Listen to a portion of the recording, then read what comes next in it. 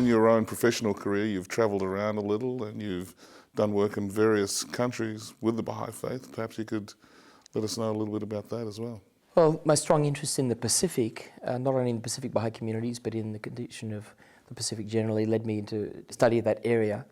And I've combined an interest in the progress of the Pacific Baha'i communities with interest in progress in Pacific societies more generally.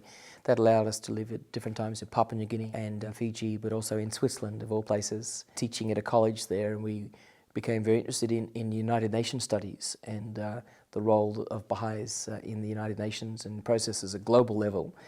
And then at other times working in Fiji, the University of South Pacific, and taking an interest in governance in the Pacific, but also participating in the Baha'i community in Suva.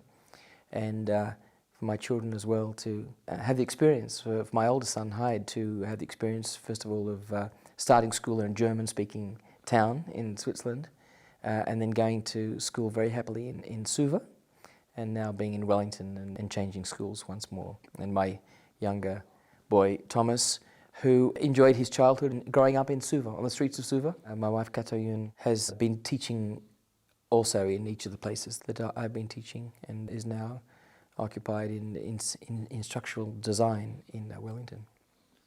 Graham, you've just recently moved to New Zealand from the Pacific. Is there any lasting impressions or stories that you want to share with us before we finish off? I do want to share one memory that I have from 1992 when I was in New York at a large Baha'i conference that was held that year.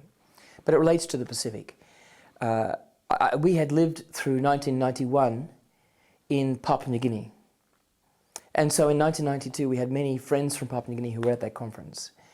And I passed one of my Baha'i friends on the street, and I know him to be a village man from Papua New Guinea. Straight out of the village, and he's in New York.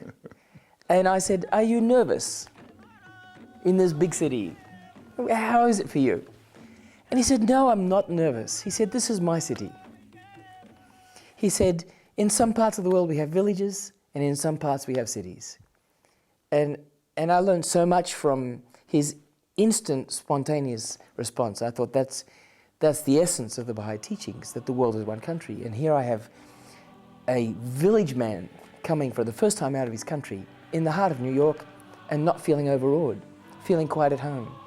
And I've pondered that quite a bit. And I think that type of interaction that I've had at various times, that's the one I'm giving you now, but I've had several of those. I've had others like that in the highlands of Papua New Guinea, where people who take in this teaching of oneness and the concept of the world as one country, and then can travel quite freely and comfortably. And so I live with that memory as I travel around the world. I try to learn from him, from that anecdote.